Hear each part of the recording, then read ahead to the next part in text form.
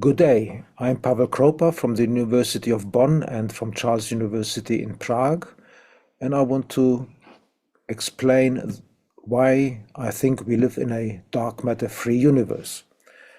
So the aim of this presentation is to explain why Chandrasekhar Dynamical Friction is a powerful test for the existence of dark matter particles. This presentation is a slightly improved version of a talk I gave last week on the 14th of January in the Bonn History and Philosophy of Physics Research Seminar, which occurs once a week in the Lichtenberg Group for History and Philosophy of Physics at the University of Bonn. Before I begin, I'd like to express some acknowledgements, in particular to Professor Klaas de Boer, to Dr. Sverre Azeth, and Professor Carl Menten. And I thank them for their personal support, long-term encouragement, and long-term mentorship. To set the stage, I'd like to introduce the standard model of cosmology, in order that we know what we're talking about. And so the standard model of cosmology is based on two fundamental assumptions, we could also say axioms. The one is that the Einsteinian-Newtonian formulation of gravitation is valid everywhere, and the other is that all matter is created at the Big Bang.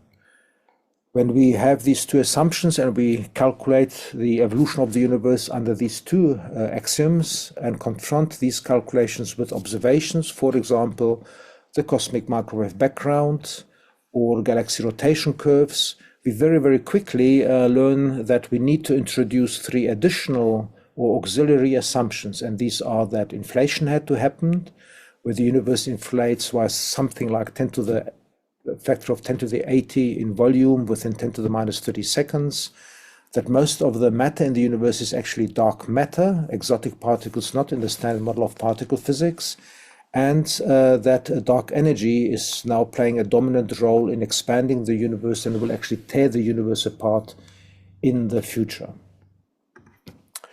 Now, dark matter here is meant to be cold, warm, fuzzy, or axion. It doesn't matter because there's a strong constraint on the mass of these dark matter particles, or the wavelength of the dark matter particles. And that is that the dark matter particles must explain the missing mass phenomenon in the lowest mass dwarf galaxies which we have observed, and these have a radius of some 10 to 100 parsec, which means that the de Broglie wavelength of these particles must be so small as to fulfill the observed missing mass condition in these satellites, and therefore the de Broglie wavelengths must be less than dozen or so parsec, which means that on the scale of kiloparsec, it basically behaves exactly like any sort of cold or warm dark matter. And there's a paper discussing this issue by these people, which was published not too long ago. So according to hypothesis A, we have that Einsteinian gravitation is valid everywhere and that all matter is created in a hot Big Bang. Then we need hypothesis B, which is cold, warm, or fuzzy dark matter exists, and hypothesis C, that inflation occurred, and hypothesis D, that dark energy is happening now and getting more and more dominant as the universe expands and evolves. And so this standard of cosmology, which I also call the SMOC, consists at the present cosmological time, therefore, of about 5% normal matter, 25% exotic dark matter, and about 70% exotic dark energy. And this fraction is increasing with time until the universe will be completely dominated essentially only by exotic dark energy in this model. Dark energy does not conserve energy on a global scale. It leads to energy creation in this model. So this model starts with a Big Bang, an inflationary epoch is seen here, and then an expansion with dark energy taking over now and ripping the universe apart ever faster. And during this expanding phase, the dark matter and matter, normal matter, create structures through gravitation and star formation, which today we observe as galaxies, filaments of matter, galaxy clusters. We observe them with our telescopes. So in the Standard Model of Cosmology, galaxies grow largely through mergers. And this starts at a very early stage, even before the baryons have cooled sufficiently in the hot expanding plasma. The dark matter, which does not interact with electromagnetically or via the strong force, perhaps only very weakly through the weak force, with the normal matter. So the dark matter at the very early phase already starts to coalesce into a fluctuating distribution with creating potentials, gravitational potentials.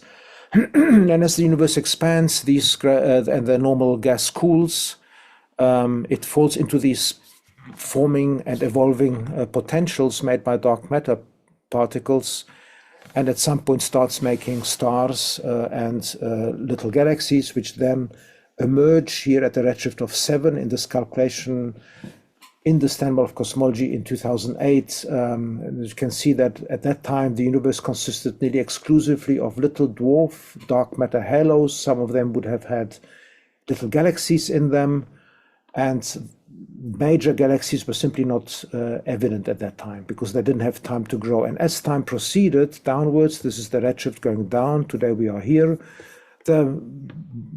certain parts of the galaxies grew through the mergers of all these smaller subhalos. Until today we see major galaxies with some satellite galaxies. And the question here is, why do these galaxies merge? What is the reason for these little galaxies, these are little dwarf galaxies, for them to coalesce together and merge into a big galaxy? Because if we would imagine that these were stars which form in space, then they would not do this. They would pass each other hyperbolically. It's an encounter which conserves energy and momentum, so they would just pass each other and fly apart again. So in fact, a little dwarf galaxy here would maybe be on this trajectory, it would pass through and then move out again. So why do galaxies merge? What is the special property about galaxies which encounter each other to merge, while two stars which encounter each other, they do not merge? We have, after all, the same law of gravitation, which is Newtonian in this case. It's the non-relativistic limit of the Einsteinian gravitation. And so that's essentially the core of the topic being addressed here. Why do stars behave according to normal physics without merging when they pass each other hyperbolically, by galaxies apparently, at least that's what astronomers think, would tend to merge?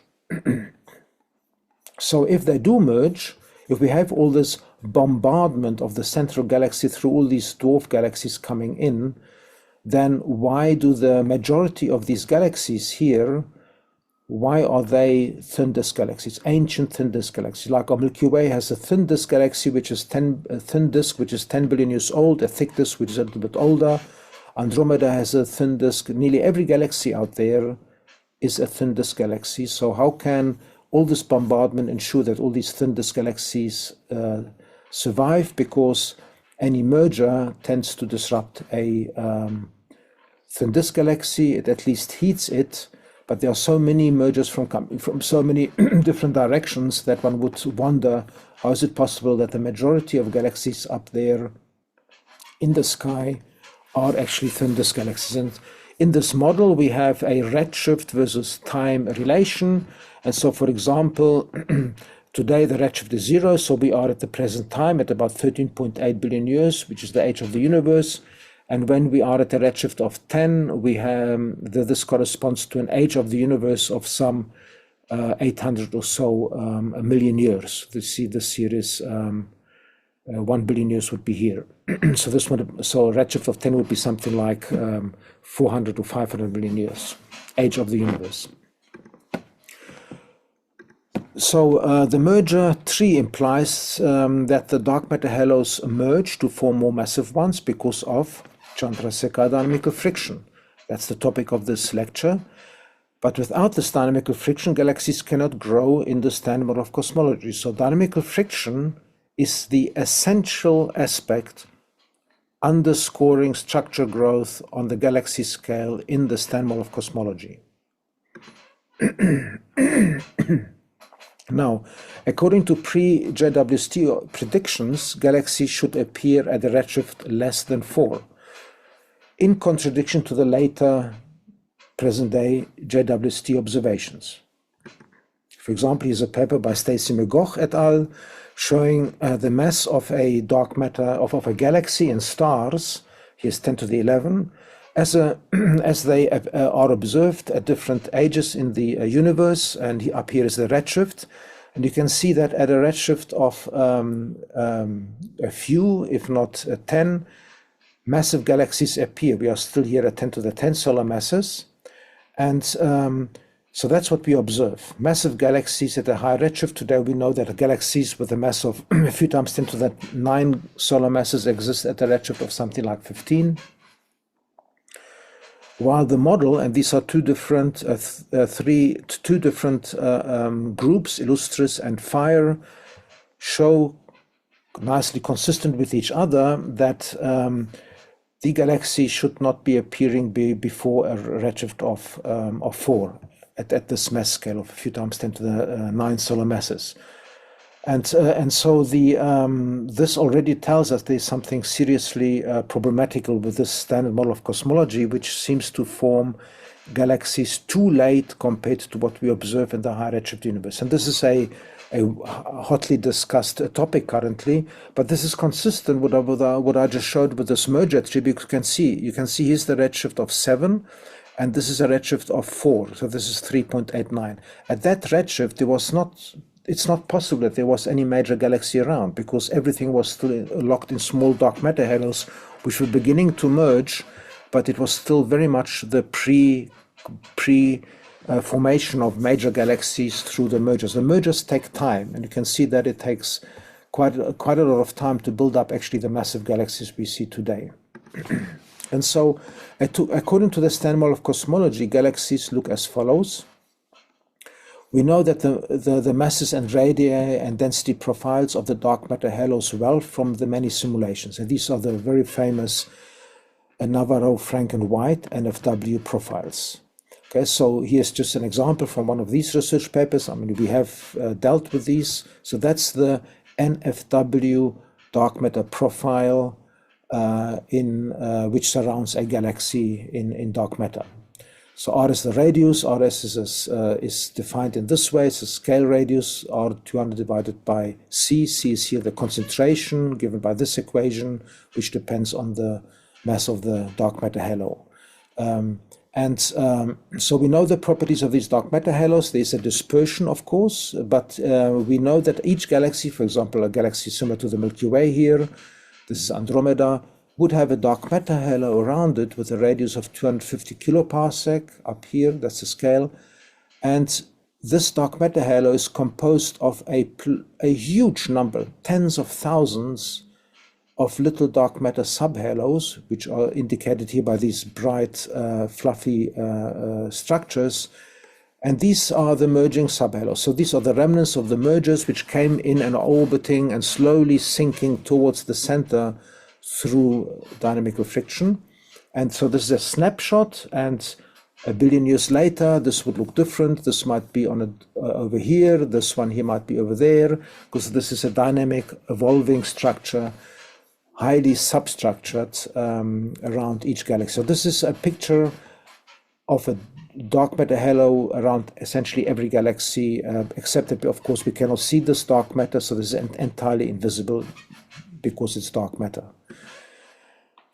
And so this type of structure, so the present-day galaxy here would be consisting of a dark matter halo around it with a radius of 250 kiloparsec, and all these substructures which come from this merger tree are these dark matter halos. You can see that this is actually a incorrect representation in the sense that only the more massive subhalos are plotted here, but in reality there is tens of thousands of these subhalos which are orbiting, as shown in this paper by Demand et al. In 2008. So that's very robust, clear result from this theory, which we cannot change because the theory is defined by the axioms and hypothesis I mentioned above, and that leads to this description. So we know today, for example, there's a paper by this group here, Moster et al., that a galaxy with a mass of 10 to the 10 solar masses in stars today will have a dark matter halo which which has a mass between a few times 10 to the 11 up to something like 10 to the 12 solar masses. So there is a dispersion. So for an observed galaxy, we cannot observe the dark matter halo, but we know from theory that it has a range of dark matter halos around it, which span a range of masses. Each galaxy has a particular dark matter halo, but if you'd have a million of the same galaxies with the same stellar mass, they would have a million different dark matter halos around it within this range.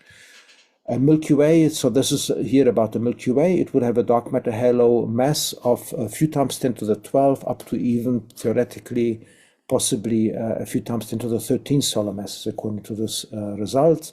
And dwarf galaxies would have dark matter halos which span also a good more than order of magnitude in dark matter halo masses. Now these dark matter halos have radii, which are shown here. So we know for a galaxy which we observe in stars, it's dark matter halo. So that's the dark matter halo here. And such a dark matter halo has a range of radii which we extract from the simulation. So not only the mass of the dark matter halo varies for a given galaxy, so we have 10 different galaxies with the same stellar mass, they will have 10 different dark matter halos with different masses and 10 different radii. And this here is again like this. You can see very similar shape. The mass in all baryons, so stars plus gas, against the mass of the dark matter halo, just like this. It's a very similar shape. In fact, it's consistent with these data. And so here again, we have 10 to the 10 solar masses like here. And we have here the masses of the dark matter halos according to this group. So, and these dark matter halos have different concentrations. So a galaxy which has a dark matter halo mass around it of 10 to the 11 can have that same dark matter halo, but in different concentrations. So the central part can be more concentrated or less concentrated, and the theory tells us that a dark matter halo with this mass would have a concentration in this range. A dark matter halo of 10 to the 13 solar masses have a concentration in this range. And so we have a good idea of how these dark matter halos look like from theory. We know it essentially precisely, except that we can not predict the rotation curves of galaxies. So for a given mass in stars, there is a dispersion of dark matter halo properties. And this immediately means that if we see a galaxy in terms of its stars and gas, we cannot predict in this theory the rotation curves of these galaxies, because a galaxy can have some dark matter halo within the range of within the allowed range given by the theory, but and so it will have a range of possible rotation curves, but you wouldn't be able to bet on which exact rotation curve a galaxy has. This theory is fundamentally not predictive in terms of the rotation curves of galaxies. So knowing the physical properties of the dark matter halos of the various galaxies, we can now apply the Winnie-the-Pooh test. So this block, the dark matter crisis, where this is described. So we apply the Winnie-the-Pooh test to test if dark matter particles actually exist. So in the story, Winnie-the-Pooh uncovers a scam about a big pot full of invisible honey in a village. That's a touristic attraction. They have this huge pot of apparently filled with very precious honey, which you can't detect, which you can't see. And Winnie-the-Pooh invents a test. He takes a marble, drops it in, and it clonks down to the floor of the pot. You can hear that by the sound. It goes clonk. And this proves that the pot is empty. So he uncovers the scam and is subsequently expelled from the village.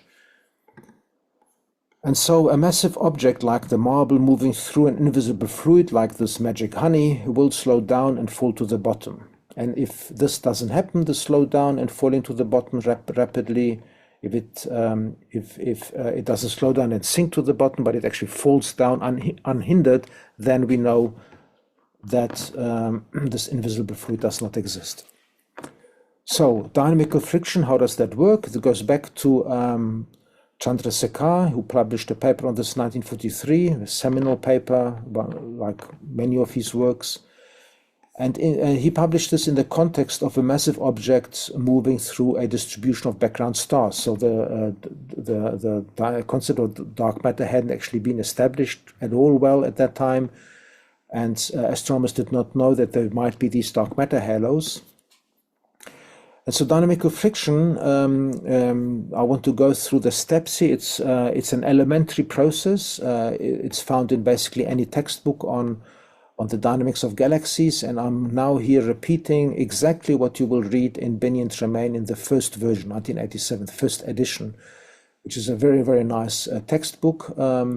And what I'm showing you here is exactly from the textbook. So you can go and read up on this also in this textbook, to understand this even better than I might be able to explain here. And so now we consider a massive body of mass m. This is our dwarf galaxy moving through a field of less massive field particles. That's our dark matter particles. So the dwarf galaxy is moving through a distribution of dark matter particles. We first calculate the interaction between the dwarf galaxy and one single dark matter particle, and then we continue to include the effects of many dark matter particles on the motion of the dwarf galaxy. So we have the phase space coordinates of the dwarf galaxy, position and velocity. We have the phase space coordinates of the dark matter particle in terms of its position and velocity vectors, and we have the relative position vector between the dark matter particle and the galaxy, dwarf galaxy, and we have the relative velocity vector between the dark matter particle and the dwarf galaxy. And the relative motion of the dark matter particle about the galaxy is governed by this equation, which is the Newtonian two-body problem. And so that's the acceleration of the distance vector between the two. That's the distance squared, and this is the direction of the vector between the dark matter particle and the galaxy. And note that this equation is the same equation of motion of a fictitious reduced mass particle of this total mass moving in a fixed Keplerian potential of that mass. So now we let the change in velocities between the velocities of the dark matter particle and the dwarf galaxy during the encounter be delta V small m and delta V capital M respectively. Then the change in the relative velocity is the difference between the changes in the velocities of the dark matter particle and the dwarf galaxy. The center of mass motion, of course, is unaffected by the encounter. And so we have this equation, and combining these two, we obtain that the change of the velocity vector of the dwarf galaxy is equal to the relative change of the velocity of the two multiplied by this ratio of the masses. So since m is infinitesimally small compared to big M, of course, this change is very, very small compared to the velocities of the dark matter particles. Nevertheless, we are now looking at the encounter between one dark matter particle and the dwarf galaxy. So we have here the encounter. As I said, this is directly from Binney and Tremaine. So we have here the center of the potential. The reduced mass particle comes in on this hyperbolic orbit and leaves again. So just like the two stars I was mentioning, this is exactly the same problem. Hyperbolic orbit, no dissipation of energy or momentum. That's the impact parameter. This so we now want to evaluate the change of the velocity, of the relative velocity. So we have here the incoming velocity, that's the vector up here, and that is changed to the outgoing velocity, which is this vector here. And we want to calculate this change in the velocity, the relative velocity between the dark matter particle and the dwarf galaxy. And so you can see here already that this change in the relative velocity is pointing backwards relative to the initial motion. And this backwards pointing of the change of the relative velocity between the two, that's the essence of dynamical friction. Now, the conserved specific angular momentum of the reduced particle is given by this product between the impact parameter and the incoming velocity. That's just the angular momentum component, and V0 is the initial relative speed at t equal to minus infinity, so coming in. So the Kepler orbit is described by this equation, where r is the distance vector, so that's the distance r, and psi is this angle, And as the dark matter particle, or the reduced mass particle, moves past the central potential on this trajectory, R and psi change in accord to each other to actually fulfill this hyperbolic trajectory. So that's governed by this equation. These constants C and psi 0 are given by the initial conditions, so the impact parameter and the masses of the two particles and the velocities. If we differentiate this equation, we obtain this equation for the relative velocity along this trajectory. And this can be rewritten in terms of BV0 here, in terms of the angular momentum, because the angular momentum is given by this expression here, R cross R psi dot, and R psi dot is the angular velocity seen from this point here coming in.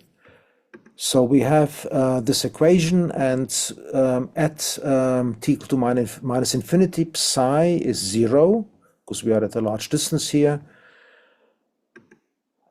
such that this equation tells us that, so R dot is minus V0, approaching here, psi is 0, and so this equation becomes this equation. By the way, psi 0 here is the angle of psi, the value of psi at closest approach. So when the reduced mass particle comes to periastron here, to the closest approach, that's the value of psi 0. So we can now rewrite this equation. So this equation at t equal to minus infinity becomes this equation, because R is infinite, so this is 0, psi is 0, so we get this term. This is just a constant. By combining this equation and that equation, we can see that the tangents of this angle psi 0 is given by this expression here, which is a combination of the parameters defining the scattering experiment. And so at the time of closest approach, psi is equal to psi 0, so the orbit is symmetrical about this point, and from the symmetry we see that this deflection angle here is equal to 2 times psi 0, so you have to go 2 times psi 0 here and then subtract 180 degrees to get this little angle here, the deflection angle. So that's our incoming velocity, and conservation of energy implies that the relative speed before and after the encounter is equal to V0, so that's this relative velocity here. After the encounter, we have the same velocity component V0 here, but it changes direction, as I said before. So now we have, so that's the original V0, so now we have a vertical component and a parallel component, which actually points backwards. And we want to now calculate the value of these two components. So the vertical component is just by trigonometry. This component is equal to V0 times sinus of this deflection angle. This deflection angle is this angle up here. And so we now get this component as this product, and this can be rewritten since the deflection angle, which is this angle here, is equal to, by this equation, equal to 2 times psi 0 minus pi. We put that in there, and we get that this sinus theta deflection is equal to the absolute value of sinus 2 psi 0. You get this from trigonometric books, which lists the relations between the trigonometric functions, and this expression is equal to this ratio of in terms of the tangents. And that's interesting for us to rewrite this from sinus into tangents, because we have here an expression for the tangents of psi 0. Okay, so we can then rewrite this directly into this expression, because this tangent psi 0 is given by this expression here, and we have a 1 plus tangent squared psi 0, again this expression squared, that's what this will be, and if we factor all of that out, we get this expression. And so we now have this vertical, this component of the outgoing velocity vector in terms of the geometry of the problem and the impact parameters and the initial conditions, which are given by these quantities here. And then We do the same for the parallel component. The parallel component is equal to V0 minus A. So we want this difference, and so this A is given again from this triangle where this theta deflection is known from this equation. So that's again just simple trigonometry, and so we can rewrite again cos the theta deflection into cos 2 times psi 0 using this equation up here, and so we get then, and we can then rewrite this cos 2 times psi into this tangents formula here, or expression, and then replace this tangent squared by this expression up here to now get the component, the perpendicular component of the new velocity after the encounter. Note that this delta V parallel points opposite to V0. So the incoming reduced particle is in this direction, but then this component, the parallel component, is reduced in magnitude by this parallel component. So we have these two expressions, and from above we had this formula or equation for the change of velocity of the dwarf galaxy as a consequence of this encounter with one dark matter particle, and so we can now rewrite the two components of the dwarf galaxy, perpendicular and parallel, after the encounter in terms of replacing this delta V vector by its two components.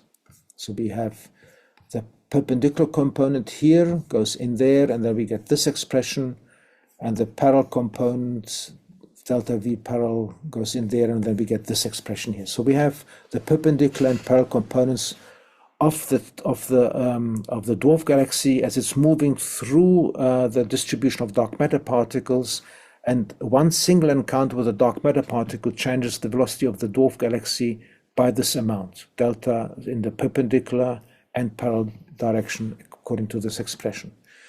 So the change in the parallel velocity component of the dwarf galaxy is therefore parallel to V0. And so if now, and so remember that V0, the vector V0 is the relative initial velocity vector, i.e. if the dwarf galaxy is moving through a stationary sea of particles, of dark matter particles, then in the frame of the dwarf galaxy, this vector V0 is the velocity of approach of this dark matter particles. You're sitting on the dwarf galaxy, which is actually moving through the dark matter particles, but in the frame of the dwarf galaxies, the dark matter particles are moving past you, and therefore this change of the velocity of the dwarf galaxy is the velocity with which m is now being pulled along with the flow. But that's of course only after an encounter with one dark matter particle here. But you can already see how this dynamical friction is emerging from this analysis. So we now let the dwarf galaxy move through an infinite and homogeneous distribution of dark matter particles, and we sum up all velocity changes due to all the individual encounters between the galaxy and the dark matter particle. Now, by symmetry, of course, these perpendicular changes in the velocity cancel out, because the dwarf galaxy is moving through. There's a dark matter particle in this direction. The dwarf galaxy goes this direction. A dark matter particle from that direction. The dwarf galaxy goes in that direction. So there are a very large number of encounters because there's a very large number of dark matter particles. And so the dwarf galaxy is buffeted along like this in these directions, but each is very small, and so they cancel out anyway, and they are randomly directed. So the perpendicular changes in velocity cancel out to 0. However, the parallel changes in the velocity are aligned with the relative velocity vector V0, and they actually add up. Therefore, the dwarf galaxy suffers a constant deceleration, which is referred to now as the dynamical friction, because each additional encounter changes the velocity along the parallel direction, adds up. And so as the dwarf galaxy is moving through the sea of dark matter particles, it's getting slower and slower as it's encountering one dark matter particles after another. And so to calculate now the actual acceleration which the dwarf galaxy experiences, we need to integrate over all encounters. So since by assumption we allow the distribution of dark matter is uniform and homogeneous, so the phase space distribution function of the dark matter particles only depends on the velocity. So this F is the density of dark matter particles per unit volume and per unit volume in space, in velocity space. But because the density per unit volume is equal absolutely everywhere, we can drop this dependency on spatial coordinates. And so our phase space distribution function of the dark matter particles only depends on the velocities of the dark matter particles. So there are a few dark matter particles with a very large velocity, very few dark matter particles with a very small velocity relative to some reference frame of the main galaxy around which this dark matter distribution is. And there are many dark matter particles with a velocity comparable to the orbital motion of dark matter particles around the host galaxy. And the dwarf galaxy falls into this dark matter halo around this host galaxy. So the rate of encounters of the dwarf galaxy with dark matter particles with impact parameter in the range b to b plus dB and in the velocity space volume d cubed Vm is then this expression. So this is the area of the annulus of radius b and width dB surrounding the dwarf galaxy as it's moving through the dark matter halo, and in that annulus there are all these encounters between the dark matter particles in the annulus at the distance b from the dwarf galaxy. And f d cubed Vm is the number of particles in this annulus with a particular velocity Vm.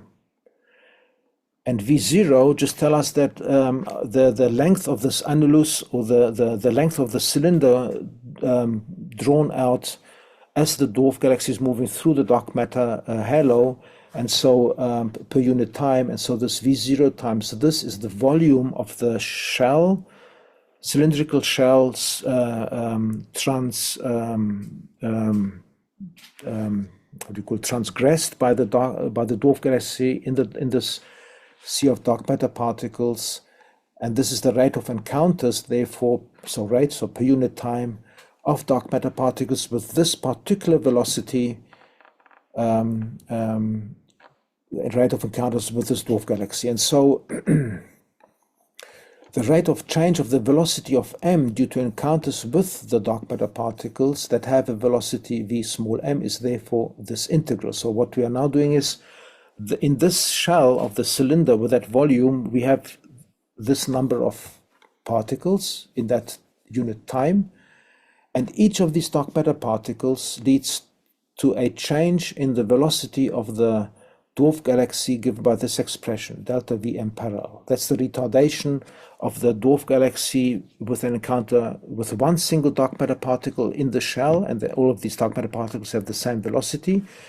But there are this number of dark matter particles, so we now have to integrate, so we have to multiply delta Vm parallel by this quantity to get the total number of encounters in that particular distance of b, and now we want to integrate over all b across the whole system to some maximum far distance, and so we then have to sum up all these delta MVM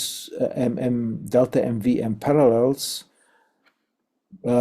provided by the dark matter particles with at all distances from the dwarf galaxy. So we integrate over b. So we now integrate the cylinder radius over R to b max to assess the total change of the velocity of the dwarf galaxy as a consequence of the encounters with all the dark matter particles with one particular velocity at this velocity, but over all space. So that's this integral. And we replace delta Vm parallel by the previous expression we have. That's this one here.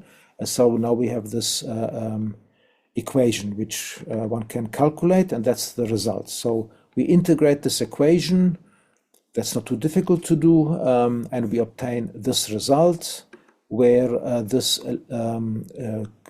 logarithm 1 plus lambda squared is related to the Coulomb logarithm, and there's a ratio between the maximum impact parameter we consider to be physically irrelevant in the problem. For example, although we are saying that this is an infinite expanse, in reality, of course, the dark matter halo has a radius of around the galaxy, so this would be the radius of the dark matter halo as long as the dwarf galaxy is sufficiently small to be consistent with our approximation of an infinitely extended dark matter halo. And this Bmax divided by this expression is basically the 90-degree deflection angle. So the ratio between this Bmax, this maximum distance, and a Bmin, you could say, and the Bmin is Gm plus m over v0 squared, and that's basically the 90-degree deflection angle between when a dark matter particle passes a point mass dwarf galaxy and is deflected by 90 degrees.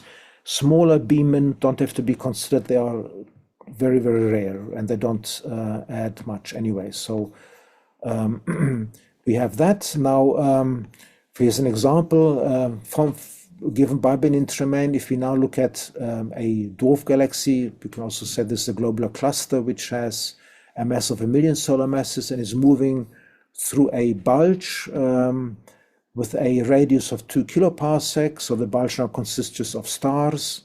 So this globular cluster is interacting with stars in the bulge, and the stars have a velocity dispersion comparable to this, and the galaxy or the globular cluster is moving with this velocity through the bulge, so 100 kilometers per second. Then lambda is 4,000. You can put these numbers in there and find that and verify that.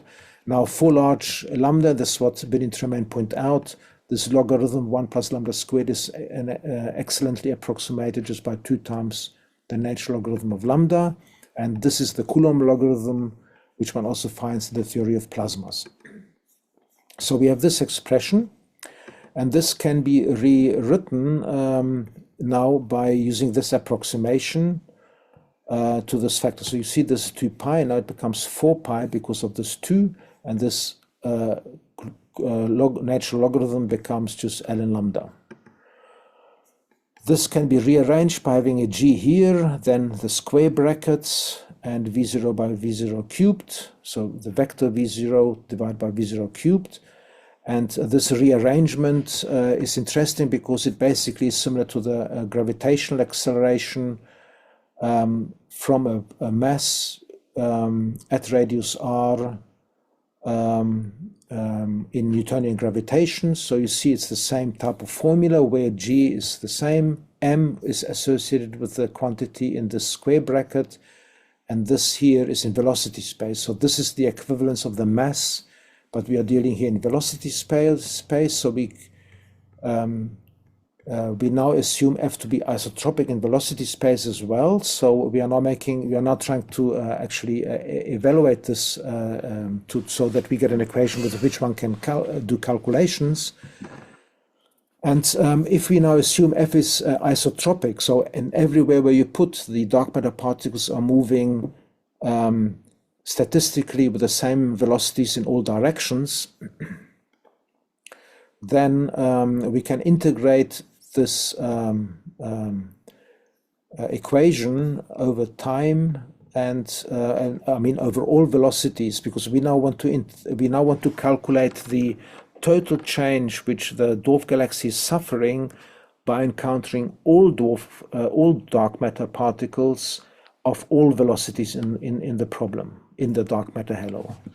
And that is equivalent to solving the Newtonian force problem for spherical mass distribution. That's our spherical mass distribution here, i.e. calculating the acceleration at distance r, which is here in this equivalent velocity space equal to v capital M. So the velocity of the dwarf galaxy relative to the bulk of the dark matter particles. Okay, so we then obtain the total deceleration of the motion of the satellite galaxy to be the integral over this expression up here. So that's this one here. And we are now integrating over the velocities of all the dark matter particles. So we are adding up all the changes in the velocity of the dwarf galaxy by encountering all the dark matter particles with any velocity in the problem, and that means we are integrate, since we assume spherical symmetry here, we integrate only from 0 to the velocity of the dwarf galaxy. And this is the Chandrasekhar Dynamical Friction Formula, has been in Tremaine emphasized in honor of his work in 1943. In his paper, he doesn't actually write this particular equation down, but equivalent equations using the field based on diffusion rates. Now, using this equation, we can find that if we look at very slow velocities of the dwarf galaxy, we can replace this f of Vm by 0, because if Vm is very small, then we integrate only from 0 to nearly 0. F of Vm can be replaced by f of 0, which is a constant, then this integral immediately becomes equal to this expression, as long as Vm is small. And this is a nice expression for Stokes friction law. So for small velocities, we therewith obtain a formula for the drag being proportional to Vm. You see, this is the velocity of the dwarf galaxy, and the deceleration is proportional to this velocity, which is the same as Stokes friction law. And this is the Winnie-the-Pooh's marble falling through the honey test. If the field of particles follows a Maxwellian velocity distribution function, so if f is distributed like this, it's isotropic, but the Vm have a distribution of velocities. So we can now assume this to be the case. This is okay for basically all stellar dynamical systems, star clusters, galaxies, dwarf galaxies. So this is a reasonable approximation for structures which are self-gravitating as spheroidal and made of particles. And so if we plug this into there, one can do this integral that has been done, and then it takes this form after doing this integration. Now this error function appears, and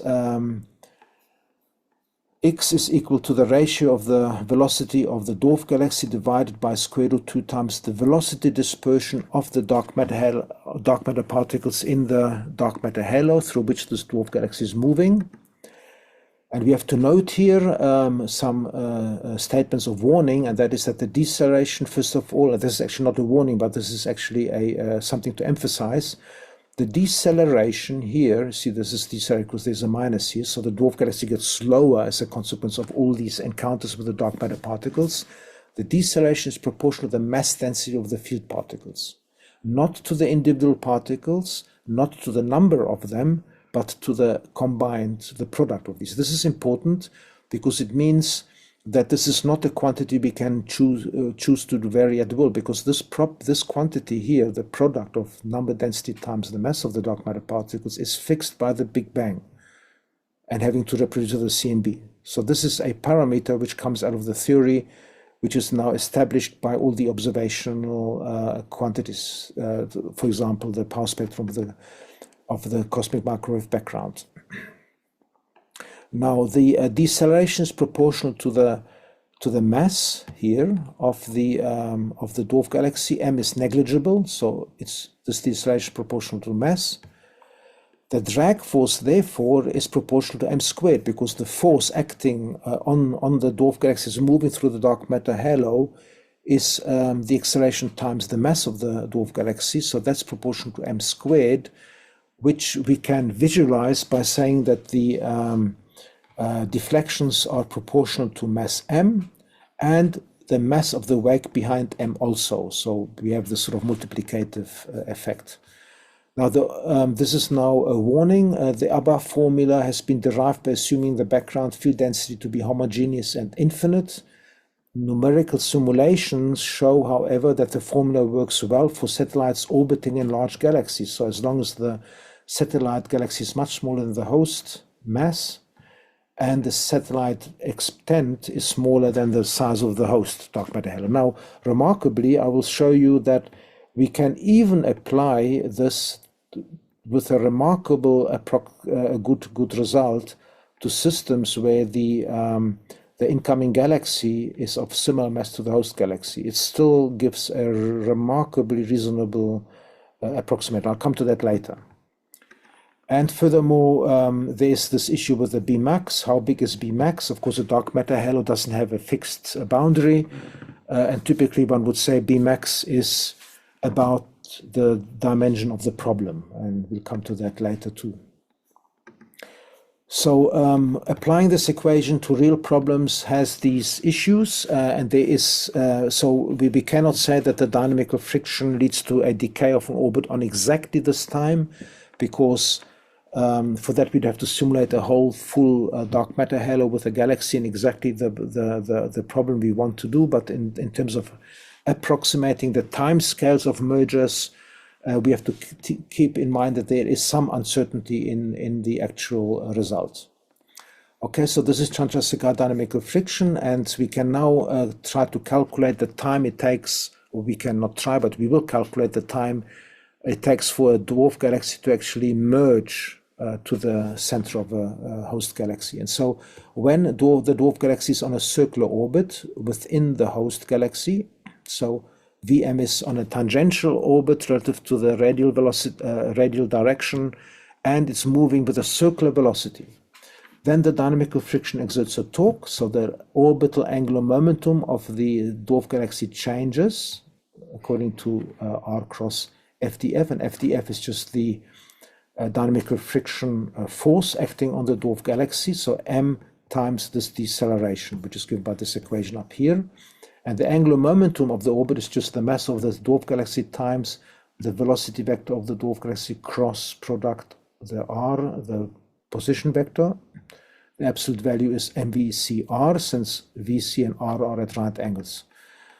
So the rate of change of the orbital angular momentum is rf, from this here, rfdf, because the radial vector to the dwarf galaxy is at right angles to the dynamical friction force, because the velocity is at right angles to the position vector.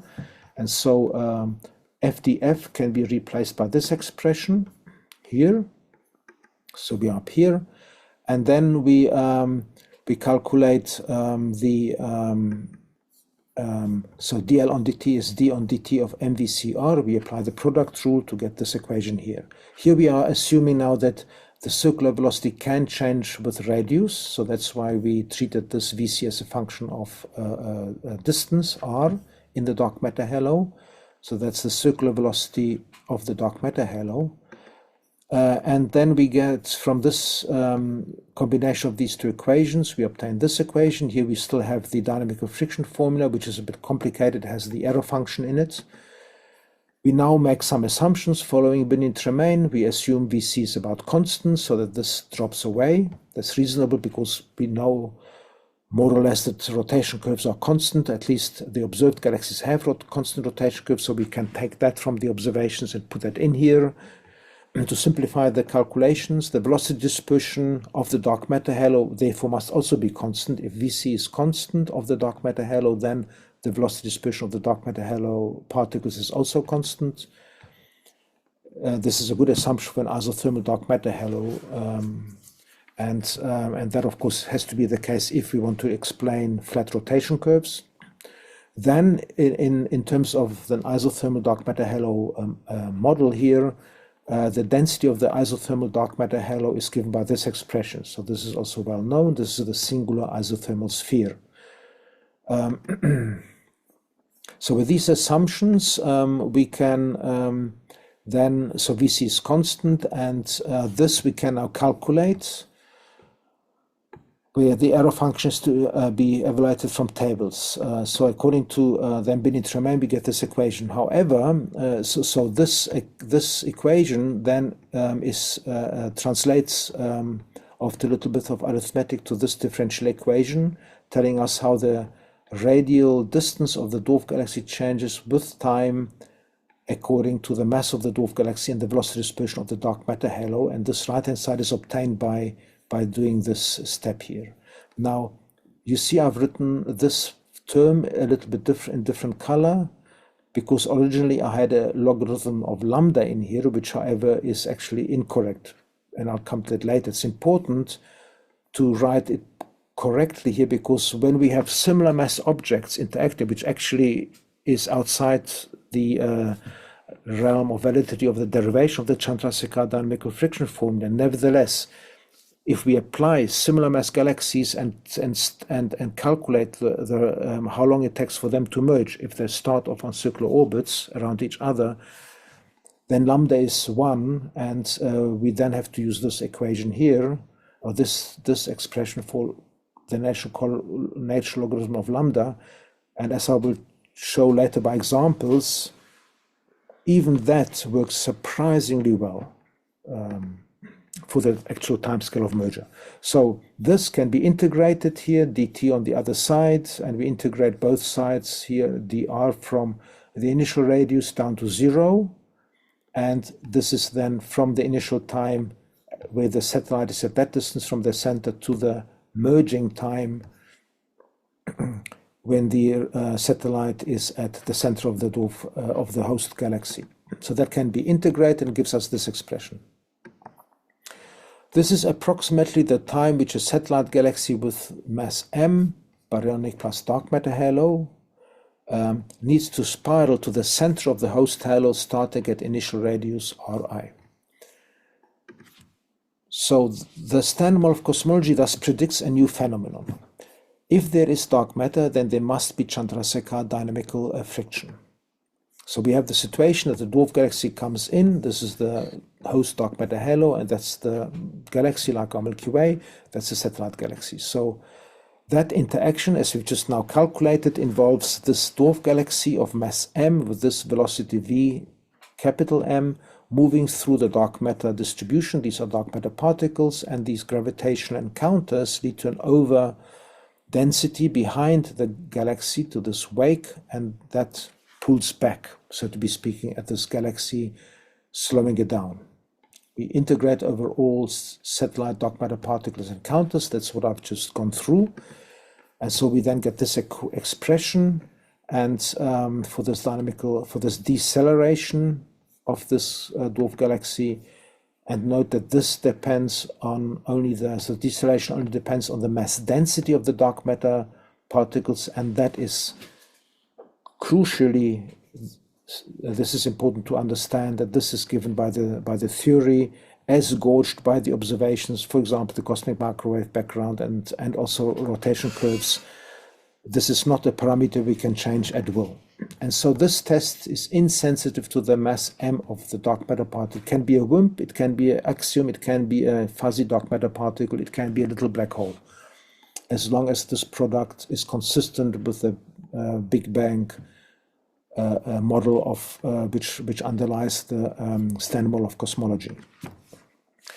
Here's an example from Binion Tremaine textbook 2nd edition now, where we have this dwarf galaxy moving to the right, and this is the density enhancement behind it in the dark matter particle. So we see here at a lower velocity, and this is at a higher velocity, the dark matter particle, the dark matter density is enhanced in these regions here, and this pulls back at this dark matter, at this satellite galaxy. And so this all can be nicely calculated and is very well understood.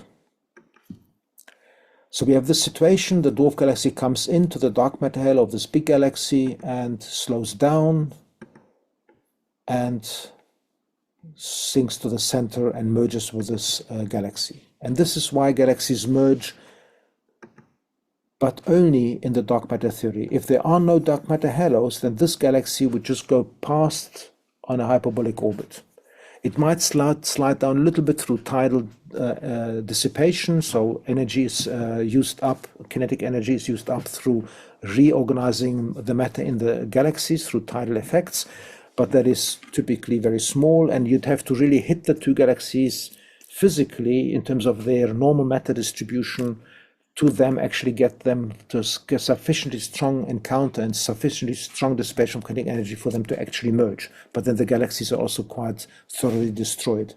But just grazing encounters typically lead only to either capture orbit, so the dwarf galaxy is captured, or in the vast majority of cases to a hyperbolic flyby. So the two galaxies just fly past each other. They might slightly perturb each other. We get tidal features, but they would not merge if there is no dark matter. If there is dark matter, these dark matter halos are like spider's web. They capture the other galaxies. So back to dark matter halo properties, just as a reminder that we understand the dark matter properties. We know that if we have a galaxy with a given dark matter with a given stellar and galaxy gas mass, for example 10 to the 8 solar masses, we know the range of dark matter halo masses it must have. Okay, so we have a good idea of what the dark matter halos around these galaxies must be in terms of the standard model of cosmology. We cannot arbitrarily invent the dark matter halos to fit our needs, because if we just arbitrarily invent a dark matter halo around a galaxy, then we are not anymore in the standard model of cosmology framework, and that calculation is physically useless. So, for example, we have the Milky Way with this stellar mass, and then it would have this mass in dark matter, but there's a range of dark matter halos which it would have, depending on, in this case, this plus minus 30% allowed change. A large magic cloud, a small magic cloud equally are observed to have stellar masses, and just from observing them, and therefore we know the dark matter halos they will have. So these numbers come from, example, the Behrouzi et al. Quantification of this type of relation between the mass in stars of a galaxy and its dark matter halo mass. We also know the radii of the dark matter halos from this paper here, where there are other references given where this comes from. So a dark matter halo with a radius of the mass of 10 to the 12 would have a radius, virial radius, approximately of 250 kiloparsecs. So it's the mass it's the radius within which the density is 200 times larger than the critical cosmological density. That's what this R200 is. So a galaxy like the Milky Way might have a diameter of some 20 kiloparsecs, maybe 30 or so kiloparsecs, in terms of what you would actually see with a normal type of instrument.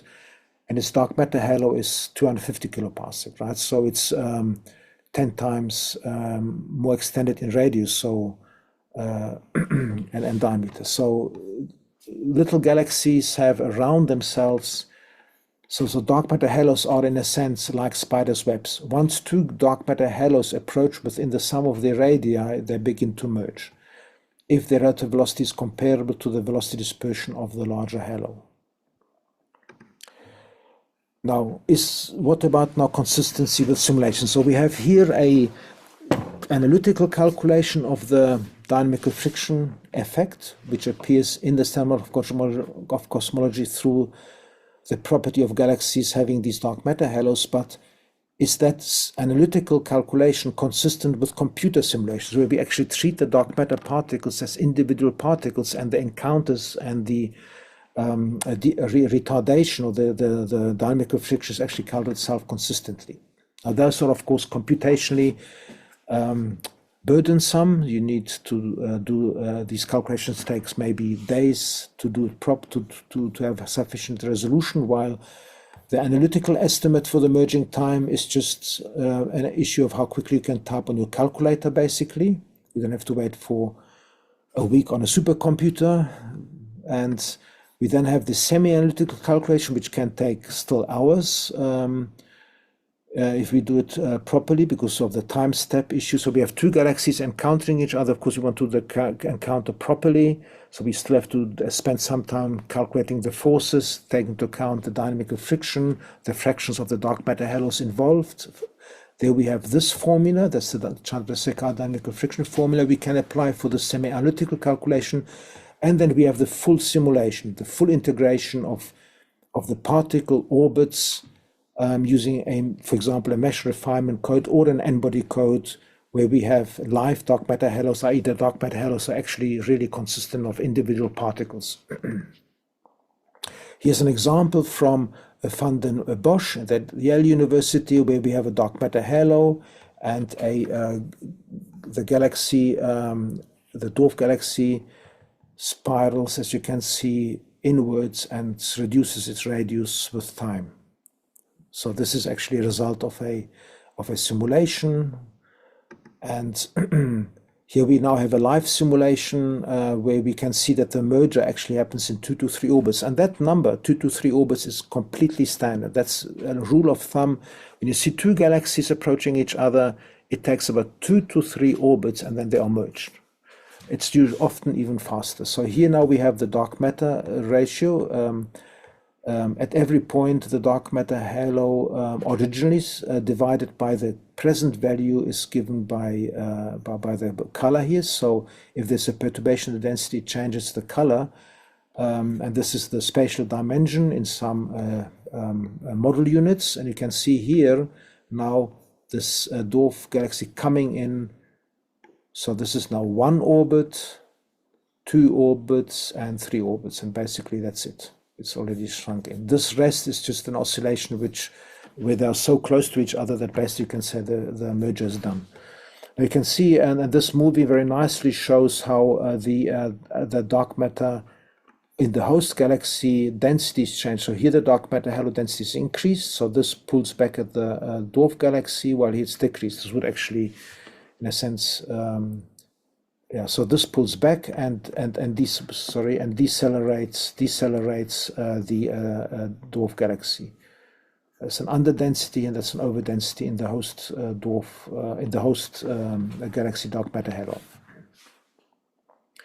Okay, so this is from Ogier and Burkhardt in 2016, and then here we have another simulation between two disk galaxies in a computer.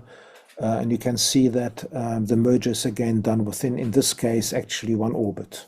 Yeah, but that's because they start fairly close by, but then it really takes about 1 encounter and then they are done. And you can see these tidal tails are thrown out because of energy and momentum. So when the two galaxies approach each other, the gravitational potential deepens to compensate because energy is conserved. The matter has to move rapidly, so it wants to leave, but it can't leave anywhere because it has to conserve angular momentum, and so it leaves along similar trajectories, and that's what we see as these tidal tails.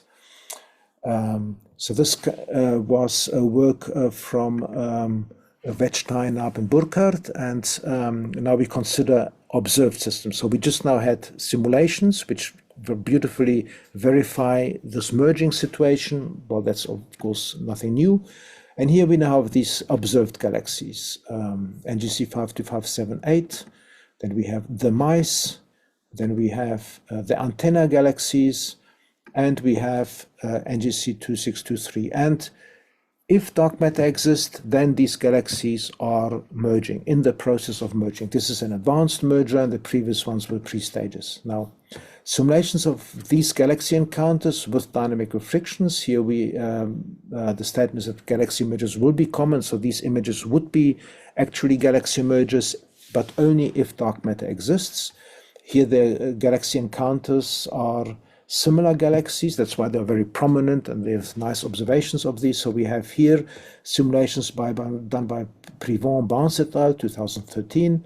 That's here the separation which these simulations started off with. Based on those images, we know how far they are, so we can judge the distance in physical distance, and we have the velocities of the galaxies. So this is 100 kiloparsecs, 10 kiloparsecs. For example, the mice start here at 100 kiloparsec, and then they have a perigalacticon, so they come close to each other, down to 10 kiloparsec. Then they go out.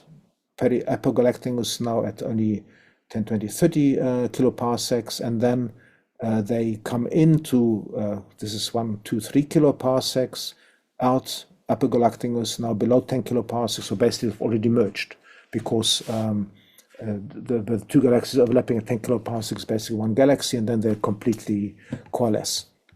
And this happens, you can see, on an incredibly short time scale, less than 1 billion years. And these two galaxies will be one galaxy. These two nice disk galaxies will be one messed up galaxy. And this happens for the other cases too. So all mergers are very rapid, i.e. basically within 2 crossing times in these live simulations. If there is dark matter. If there's no dark matter, they would just pass by each other. So, and Barnes in 1998 already wrote that interacting galaxies are well understood in terms of the effects of gravity on stars and dark matter. So now we have here the table from the Privon, Barnes et al. Paper. These are the 4 galaxies I've just shown image pictures of. We have assumptions about the relative orbits and the velocities, the dynamical masses. So this is 9 times 10 to 11 solar masses, and some time estimates. So this is our analytical estimate with these quantities. The dark matter halo masses are actually 10 to the 12 solar mass. You can see 9 times 10 to the 11. This quantity is about 0.38. All of them have similar distances, about 100 kiloparsecs when they start, and they are in similar dark matter halos. So the velocity dispersion of the dark matter particles is about 220 kilometers per second. So with these numbers, we can put them in here and now calculate the merging time, assuming this simplified analytical estimate, assuming they just spiral in, and we get these numbers. So this pair will merge in 1 billion years, this, the mice, similar, antenna half, and NGC even faster, NGC 2623. And these are the merging times obtained from this research paper here by Privon et al.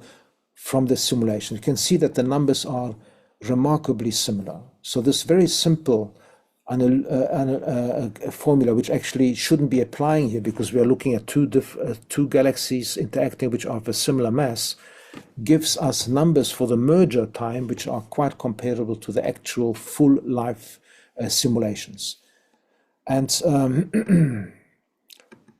this analytical, that's a simulation, and so therefore the simulations lead to mergers on a comparable time to the analytical estimates. This despite the additional energy loss through rearrangements of large amounts of matter in reality, and despite both galaxies being similar mass where the Chandrasekhar approximations are not actually valid. Nevertheless, through this application, we can see that this little equation still gives us a reasonable estimate for the time of a merger, even of similar mass galaxies. So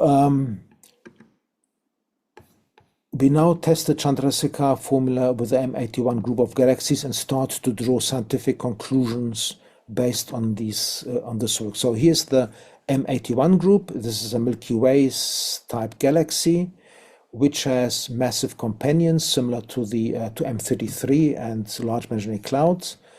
And the interesting thing is that we have this galaxy in optical. They are just little galaxies here. But in radio, you can see that this whole system is enshrouded by gas in these huge tidal tails. So the tidal tail here, huge tidal tail here, and these gas blobs. So we see from this image that these galaxies have been interacting with each other to draw out the gas in terms of these tidal tails. And in 1999, Yoon from Korea tried to find solutions to the system in terms of setting up some initial conditions, integrating this and finding the distribution of gas around them, and it's not possible. He wrote no solutions with dark matter, systems just merges away before we can get the gas distributed out.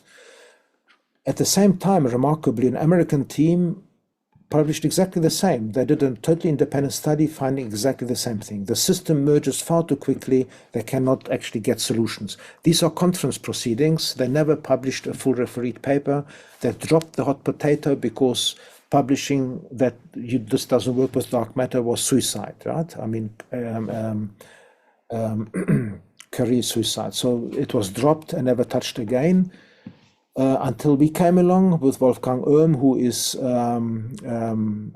not at a university, so he's self-funded through his work, and so we were bold and brave to reapproach this problem, so we looked at this group. We only looked at these 3 galaxies. We have the positions, the relative velocities in terms of the line of sight velocities and the visual. So we know the baryonic mass of the galaxies from the brightness of the galaxies, and we can associate the dark matter halos with these galaxies from the Stan model of cosmology. And so we write that following the results of the previous publications, i.e. these publications, which did tell us what sort of encounter you need to get the gas out of the galaxies into a similar situation, but the problem is that while they got the gas out, the galaxies then merged. So they never got the observed configuration. So following the results of the previous publications, we added additionally to the known initial conditions at present, so the positions of the galaxies and the velocities, the rather general condition, cond, that both companions M82 and NGC 3077 encountered the main galaxy within the recent 500 million years with a distance below 30 kiloparsecs in order to get the gas out of the main galaxy and spread it out and of the dwarf galaxies. So that's the condition. And the solutions are found, possible solutions are found by a parameter scan using a Markov chain Monte Carlo method and independently a genetic algorithm for self-consistent tracking. So we get solutions using this approach, given constraints, and using this approach, given constraints. And also we then recalculated these solutions with full life systems using the Ramses code, which is a much used adaptive mesh refinement code. So these are live simulations. And so these search algorithms are simply quick, sophisticated ways or clever ways to find solutions, so find minima of a function, basically. The function is a fitness function. How good does the simulated system reproduce the observed system? That goodness of fit tells us how good we are in the calculation, in the finding the initial conditions or reproducing the system given initial conditions. And then these methods, independently of each other, walk through or search the multidimensional parameter space to find the minimi, the best fitting solutions, using essentially one is finding that gradient which minimizes, which takes you towards the solution in the minimum. And by using two different methods, we are robust. We can test the solution here and the solution here to find whether they agree, and they always agree. And these are well-used methods. So this is nothing exotic or special. And so the dark matter halos are from the lambda-CDM structure formation theory. That's what we get this from. So these are not wildly invented dark matter halos. They are consistent, or they have to be of this scale in order to be consistent with the theory, since we are testing the theory. So this is the research paper. We point out that the dynamical friction force, so this is the dynamical friction force here, that's the force in some units, of the galaxy M82 moving in the dark matter halo of M81, and this is the dynamical friction force, and it depends on the relative velocity. And this is the dynamical friction force of M81 moving around M82. And you can see that these dynamical friction forces are comparable to the gravitational attraction between these pairs of galaxies if they are at a distance of 10 kiloparsec. And that's the case for all pairs, which means these plots tell us that the dynamical friction force between these various pairs of galaxies, which are all encountering with each other, are comparable, if not even larger, to the gravitational attraction between these galaxies. And this tells you already, it visualizes nicely why the merger is so quick, because the dynamical friction is a very, very potent, very effective process. So gravitational acceleration is comparable to the deceleration by dynamical friction. Okay, so now we have here actual results. So this is the three-body encounter. This is the integration of the Chandrasekhar dynamical friction. You see here the M81, M82 pair. It goes in. You start at -7 billion years, has a perigalacticon, goes out, apogalactic goes in perigalacticon, goes out, and then there's a merger. This is the M81 NGC 3077 pair, and then we have the M82 NGC 3077 pair. So this here is the semi-analytical calculation by integrating the Chandrasekhar dynamical friction formula, including the gravitational forces. This and the genetic algorithm and the Markov chain Monte Carlo method use these integrations to search for a solution. So this is a solution which fulfills the conditions. And this here is the same, but now the full life N-body, i.e. Ramses simulation. You can see that we start with the same initial conditions, but in the full life simulation, the merger is faster. You see here, this is at 4, and here we are at 2, and here also faster. And that's because in this live simulation, the dark matter halos are rearranged, which also takes out energy from the relative motions, and so the merger is faster. And so if we apply the simple analytical estimate, we get a merging time of 4.2 billion years. It's not too quite comparable to the semi-analytical case after the first encounter, actually. And if we do the NGC 3077 in M81 halo, we get a merging time of 5.2. So this blue number corresponds to this, and the red number corresponds to this number. So you can see that these are quite comparable to these numbers, given that if we start at a distance of 200, so this is 100, 200, if we start at about this distance, then that merging time is very comparable to these numbers. So the semi-analytical result is comparable to the simple analytical estimate. And the live simulation is even faster than that in terms of the merging time. This is analytical, semi-analytical, and simulation.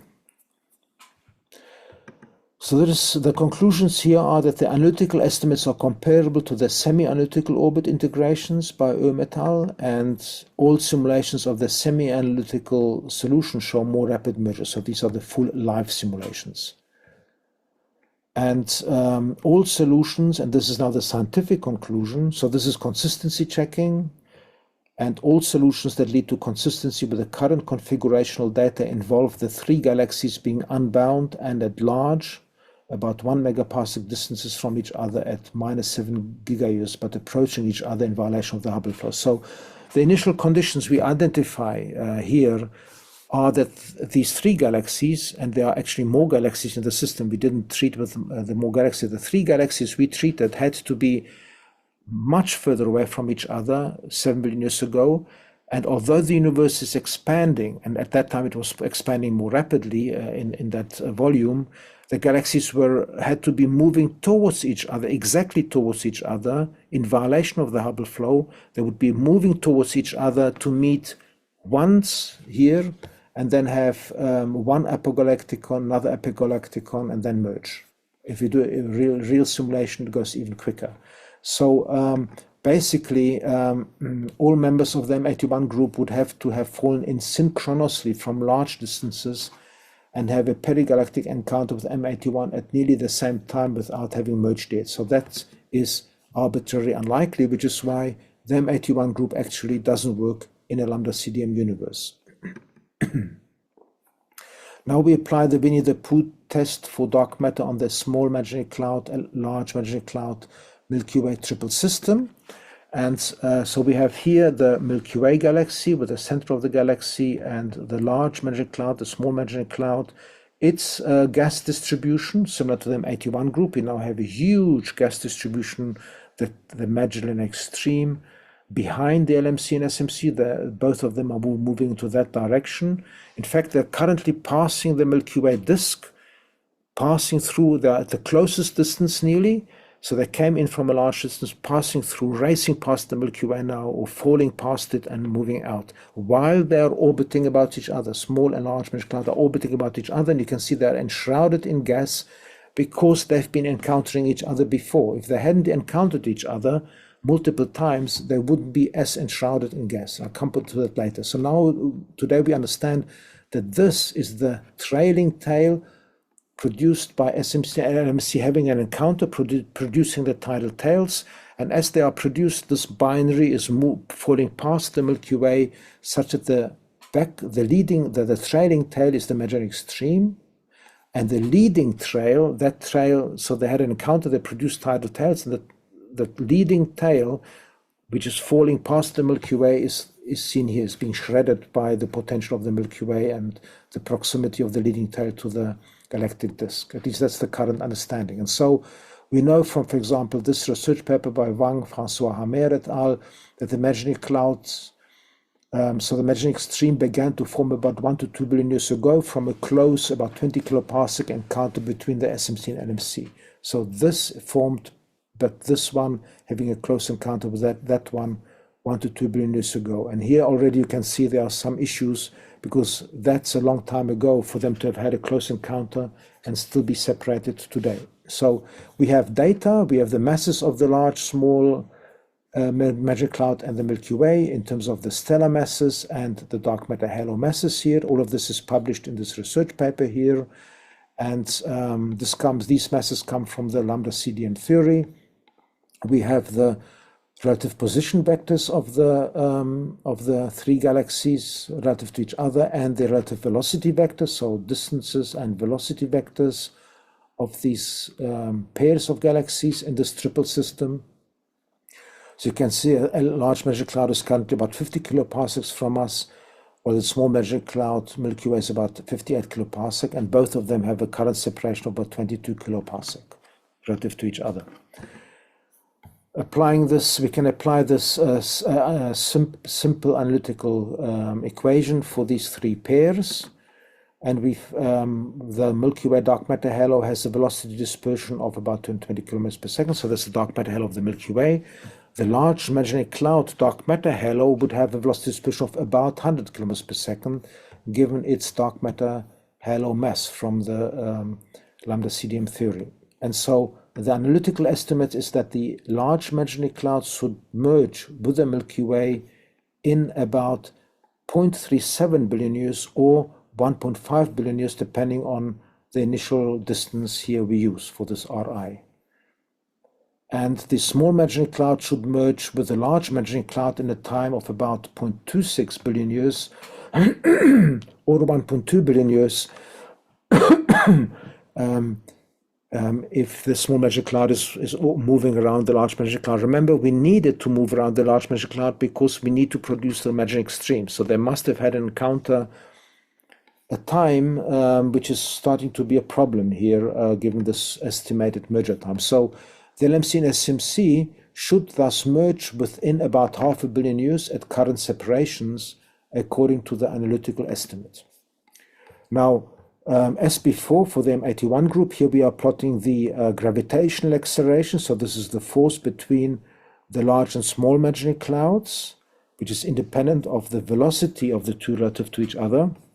And you can see that the small Magellanic Cloud in the large Magellanic Cloud dark matter halo suffers a Chandrasekhar Dynamical Friction Force, which is comparable to the gravitational attraction between the two.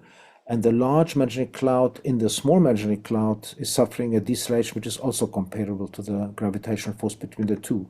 So the frictional deceleration of the large and small Magellanic Cloud orbital motion due to Chandrasekhar dynamical friction is comparable to the gravitational attraction between the two. And so they should merge in this time approximately, and so this makes the development of the Magellanic stream nearly impossible, because we need as SMC LMC to have had a close encounter about 1 to 4 billion years ago with a distance of 20 kiloparsec, according to the previous literature published on this problem. And now we apply the same parameter search algorithm as for the M81 group. So the Markov chain Monte Carlo method and the genetic algorithm. We have the positions, masses, velocities with Gaia proper motions. So we have a fairly well-constrained problem, and there are no solutions within 5 sigma allowing such an encounter to have happened between the two. So these are the proper motions which have the largest uncertainties. So within 5 sigma of these uncertainties, there's no solution. So within 5 sigma of the values of the measured Gaia proper motions, there's no solution. So this is the integration, the semi-analytical integration of such an orbit in the Markov chain Monte Carlo method, and the genetic algorithms over here. You can see the same, very similar initial conditions discovered by these two different search algorithms, and they lead to basically exactly the same trajectory. So the two independent search algorithms lead to initial conditions which are identical. Now, we can't, so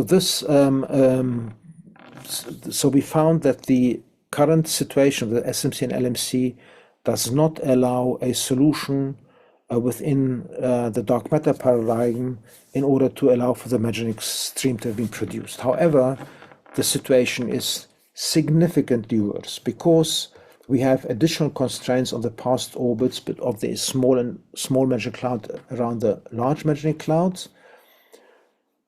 By this research paper by Massana et al. This is the synchronized dance of the Magellanic cloud star formation history. And they did a mapping of the large and small Magellanic cloud and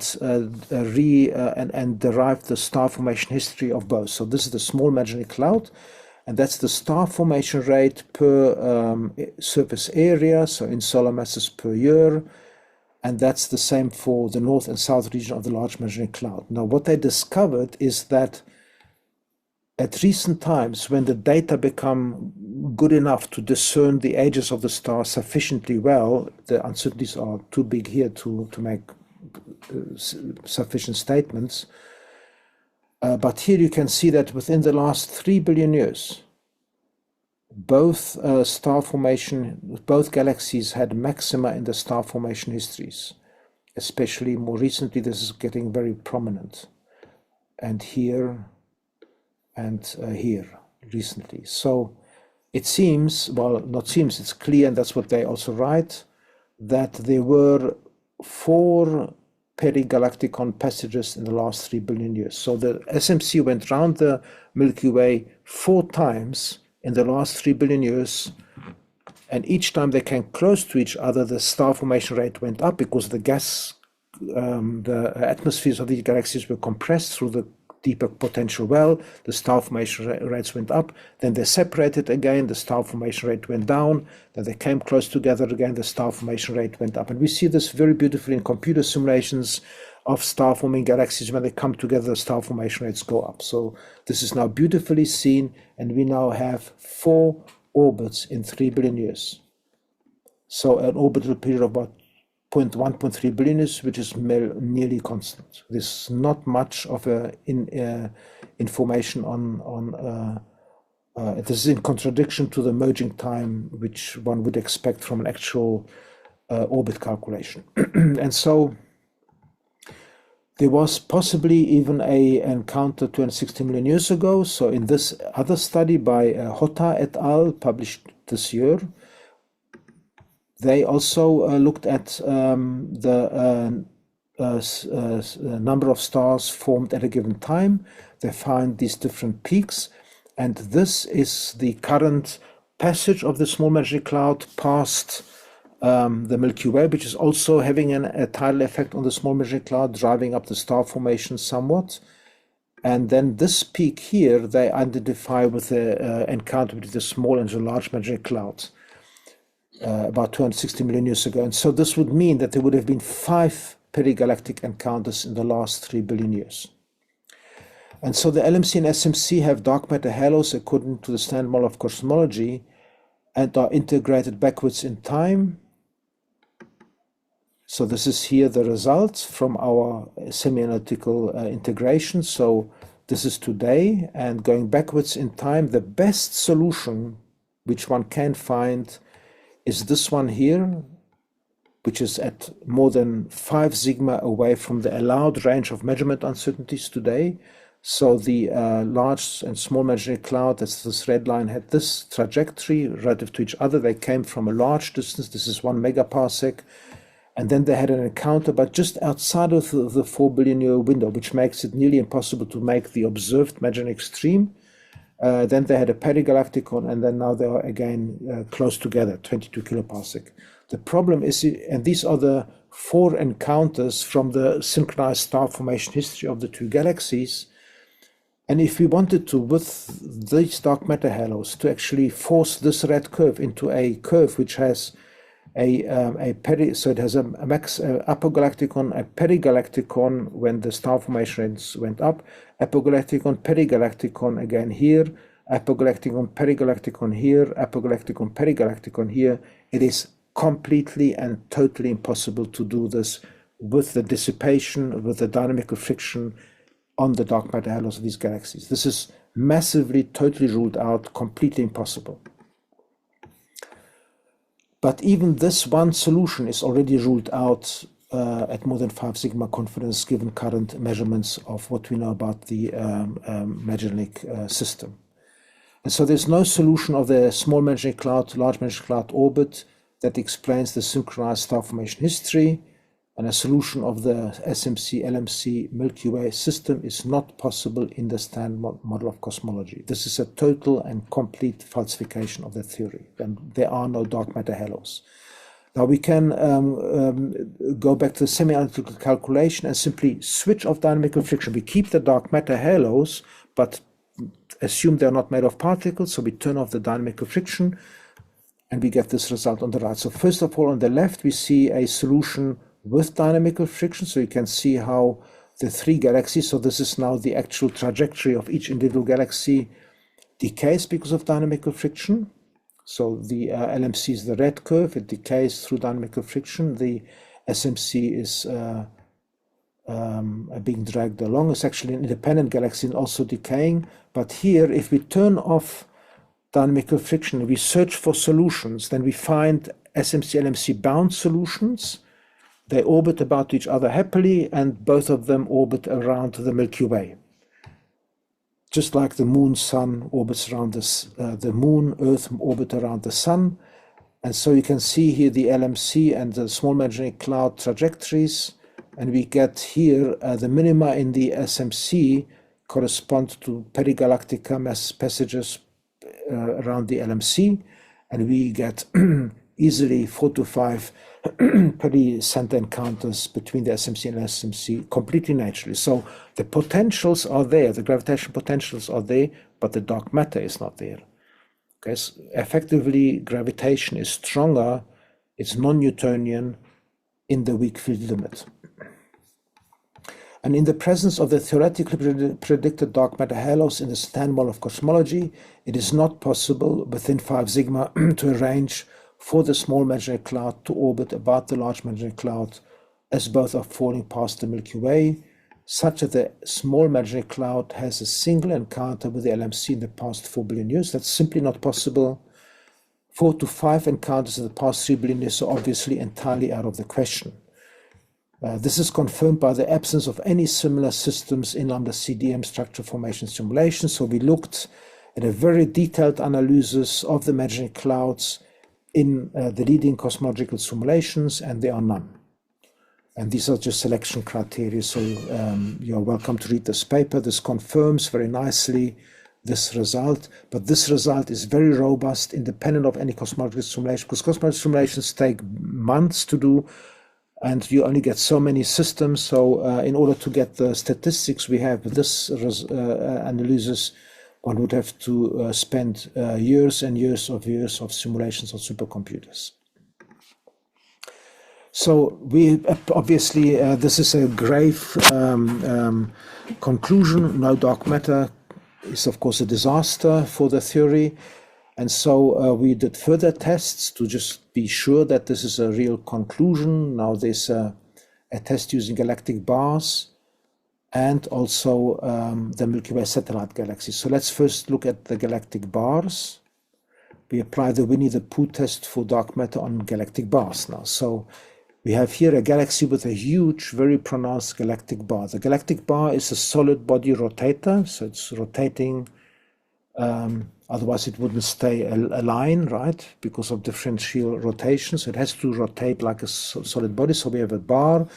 In the dark matter halo, the bar is rotating this way, so it creates a wake of dark matter in this dark matter halo behind the bar. So this is behind the bar as the bar rotates around the galaxy, not around, but it rotates with the galaxy.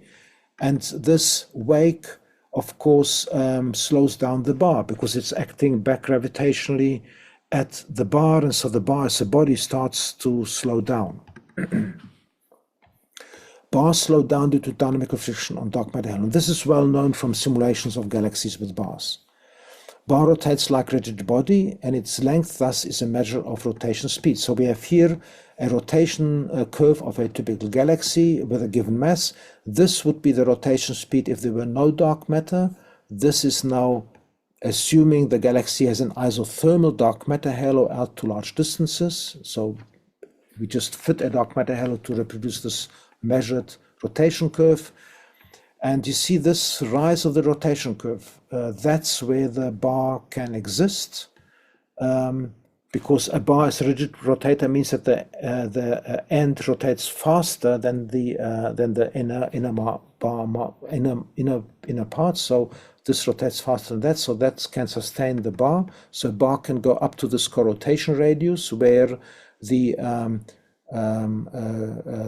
rising rotation curve flattens out basically. So the bar length would be comparable to the co-rotation radius in a full developed bar which is not slowing down. So if dark matter halos exist, then bars must slow down, which means since they slow down because of the dynamical friction, they must shrink because only a shorter bar can rotate slower. So this happens. The bar shrinks because it's decelerated. So we can look at this parameter, the co-rotation radius, divided by the bar length. So that's radius at where the rotation curve becomes flat. And if r is larger than 1.4, we have a slow bar. If it's smaller than 1.4, we have a fast bar. Fast bar means it's long. And so here we have the data. This is the R parameter here, and this is the dispersion. This here is from cosmological simulations. So galaxies which form have bars, so we can measure their rotation speed and lengths actually.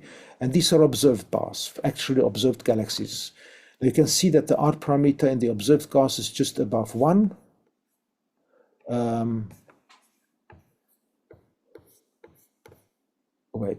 This is interesting. Yes, exactly. Now around 1, so we are in the less than R1.2. This is 1.5 here, so 1.4. So we are actually in the fast bar regime in the observed galaxies, while the theoretical galaxies in the simulations have a large R parameter, larger than 3 here, and they have slow bars. So they are slowing down and slow and short, therefore. And the analysis is based on the comparison from the lambda CDM simulations compared to the observed galaxies tell us that real galaxies have fast bars, so they are actually at co-rotation near the R parameter being 1, and the dark matter galaxies have slow bars, so that's a confirmation, very beautiful confirmation of the dynamical friction affecting these bars, and this discrepancy between the theoretical galaxies, see here these sigma contours, corresponds to an 8 sigma tension between the observed galaxies and the model galaxies. And so this means that the observed galaxies have bars which are rotating rapidly, they are full length, and this cannot be sustained with dark matter halos. So again, it tells us that in order to explain the bars in these galaxies, observed galaxies, they cannot have dark matter halos. And now the last test, I apply now the Winnie-the-Pooh tests for dark matter on Milky Way satellite galaxies. So remember that we have by structure formation that the dark matter subhalos come from large distances, and if they are everywhere dark matter halos, but some move in another direction, so they would not end up in this merger, they would go out, so they're not interesting here. So these dark matter halos are moving initially as the universe is expanding in such a way that they start to approach each other. They coalesce, but they come from large distances, and they are captured by this growing dark matter halo, and that's the sense. And any dwarf galaxy today must have come from a large distance and be actually captured. And in particular, so the galaxies grow through the capture of dark matter subhalos, and which then merge. So the Milky Way satellite galaxies must have dark matter halos, masses, that are sufficiently large so they get stuck, captured into orbits around the Milky Way by Chandrasekhar Dynamical Friction. If we have a dark matter subhalo, which is very low mass, it would go in and out again. Yeah? So we need a minimum mass for it to be captured. So is this the case? Do the observed satellite galaxies have sufficiently massive dark matter halos so that they could have been captured by the dark matter halo of the Milky Way? So this was done some time ago in this research paper led by Gary Angus. This is the, so in this analysis, we looked at 4 satellite galaxies, which are named Fornax, Sculptor, Ursa Minor, Carina. We know their current distances. Today, the numbers are a little bit better known, but basically the same numbers. We know their velocities, the 3-dimensional velocities, because there were also proper motion measurements already at that time for these galaxies. So we know the luminosities. You can see there are dwarf galaxies of the order of 1 million solar masses, so comparable to the masses of very massive globular clusters, but of course they have much bigger radii, so they are dwarf galaxies. And we note that we can infer their dark matter halos, so that the inner parts of these galaxies will not have been affected by tides, as shown by this very nice work by Kasantzidis et al., because it's when the satellite orbits the dark matter halo, its own dark matter halo can be stripped, but the inner part is not touched until the very final perigalacticon, and when the final dark matter outer region is actually stripped from the galaxy, the whole thing just disappears, is shredded. And so these are good assumptions about the initial masses of these galaxies when they fell in, so we can infer their dark matter halo. So here's now the experiment. So we have here the largest distance the galaxy could have had in order to have been captured. So that's Sculptor. If the galaxy had a dark matter halo of only 10 to the 8 solar masses, then it could not have been captured from a large distance. This is the 3 sigma upper boundary on the proper motion. That's the mean from all simulations. So it must have started at a small distance of where basically at the orbit it is today, because dynamical friction is not effective at this small mass. Even at 10 to the 9 solar masses, it's still not effective enough. So this galaxy must have had a dark matter halo mass, which is well above 10 to the 10 solar masses to get up to these solutions for it to have come in from a larger distance. You can see the minus 3 sigma case in the proper motions does allow a solution where this galaxy came in from a large distance and was captured, but only if its dark matter halo was more massive than 10 to the 10 solar masses. And then we did this for the other galaxies as well. You can see that they must have all had a dark matter halo larger than 10 to the 10 solar masses to have been captured from large distances. And so we can now confront this with the allowed range of dark matter halo. So here's our table. We have the luminosities of the dwarf galaxies. And this means that, you see, this means that the dark matter halos must be in this regime in the theory, according to theory, because a galaxy with a baryonic mass of about 10 to the 6 solar masses, or mass in stars, of that mass must have a dark matter halo smaller than this red vertical line, so smaller than 1, 2, 4 times 10 to the 9, 5 times 10 to the 9 solar masses, for it to be consistent with the lambda CDM theory.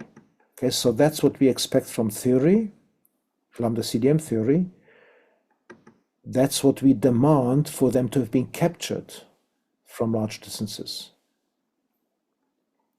And that's incompatible. So this is excluded by the observational data, and so there are no in-fault solutions within the stand model of cosmology, and therefore again this shows that the satellites were born where they were, and that they therefore if they couldn't have come in from a very large distance. So for the Milky Way satellites to have fallen in as required by the merger tree in the Standard Model of Cosmology, their dark matter halo masses must have been significantly larger than allowed by the Standard Model of Cosmology, and the only solution is that there's no significant dark matter halo around the Milky Way.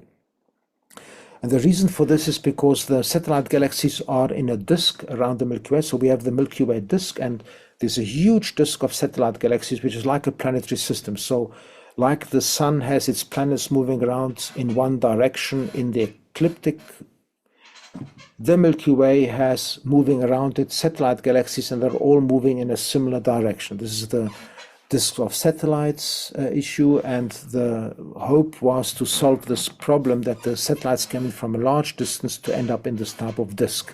And this is simply, this just doesn't work. So we need a model based on a theory without dark matter, in which the satellite galaxies orbit within the disks of satellites for many billions of years without dynamical dissipation. Now remember, the merger tree is an essential mechanism in the Standard Model of Cosmology. The dark matter halos merge to form more massive ones because of Chandrasekhar dynamical friction. That's the topic of this lecture.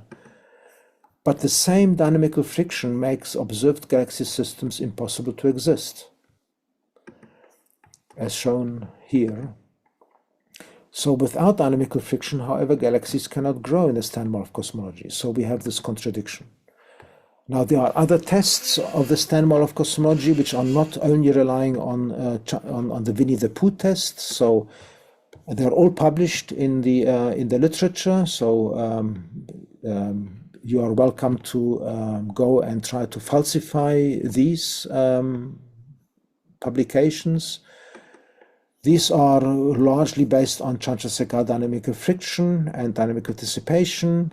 Then these tests are based on the predicted stochastic merger histories and large-scale homogeneity of matter distribution. And if we combine all the tests ever done, these are all fairly recent tests, but if we combine all the tests ever done, we come to this confidence plot for the theory. So a theory has a high confidence when it's created, and then it's tested against data, and each failure, so you can have a mild failure like 3 sigma, or where you don't actually formally are able to put a probability or a confidence of the test. You can say the theory is reducing confidence by 30%, so there's a mild decrease over time. You see, this is the year 1980 up until today. But then these tests become more and more severe. Each number is a test, a published research paper which details the test. So it can be also, anybody is welcome to falsify these tests, but there are now many. And then there are these catastrophic drops where the tests, individual tests, achieve more than 5 sigma confidence. And we can see, so the early time here, 1980 to 2010, is still going down to the confidence of 10 to the minus nearly 5. So that's to this level here. But then beyond 2010, the tests became very severe. And today we have that the remaining confidence in this theory is essentially at a level of 10 to the minus 130, right? So, I mean, you can believe in the Standard Model of Cosmology to be an excellent description of the universe with a confidence of 10 to the minus 130. The probability that the Standard Model of Cosmology, as it is written now, based on the Big Bang nucleus synthesis, cosmic microwave background, that has a probability of about 10 to the raised to the power of minus 130. So the Standard Model of Cosmology is the most falsified but believed to be true model ever in the history of woman, man, them kind. This is the greatest crisis in physics ever. There's nothing like this in the history of science. To have such a completely catastrophic failure of a theory, which the majority of the community nevertheless still thinks is a correct theory. Never in the history of science has ever like that occurred. And the implications are, first, the simple question to any student of astronomy, are these mergers? Everybody will say, yes, these are mergers because that's what the canon is today. No, they are not mergers. These are interacting galaxies. That's all they are. We observe galaxies in interaction, and maybe some might merge in the long distant future. This is a strong encounter. Possibly they will separate definitely, even if there's, because there is no dark matter, so they crash into each other, they will separate, then they might come back. In these cases, we don't know how strong the encounter is. It could have been an encounter and they might be receding to very large distances again in the coming billions of years. So we don't know. We cannot call these mergers. The correct way to describe these type of systems is that they are interacting galaxies. And finally, the standard model, concerning the standard model of cosmology, if we put it together into one sentence, we can say that so the standard model of cosmology is an extrapolation of Einsteinian Newtonian gravitation to be universally valid, and we need to extend the standard model of particle physics in an unknown way to include dark matter particles and add not understood inflation lock energy. So that's basically the quality of the standard model of cosmology, and it does not conserve energy at all on the global scale. This approach is consistent with the reality with a probability less than 10 to the minus 130, as I've just shown. It's completely ruled out. Therefore, in actuality, given these results, further funding for standard model of cosmology researchers appears unwarranted. We must instead research other possibilities, and this we actually owe to the taxpayer. One possibility is the Bohemian model of cosmology, and an equivalent statement would be, we assume Milgromian gravitation to be universally valid, which has an unclear relativistic formulation, and we assume standard model of particle physics to be universally valid with neither dark matter, inflation, nor dark energy. And this approach is consistent with reality with a probability near 1 as far as the available tests and calculations have shown today. And that's the end. Goodbye.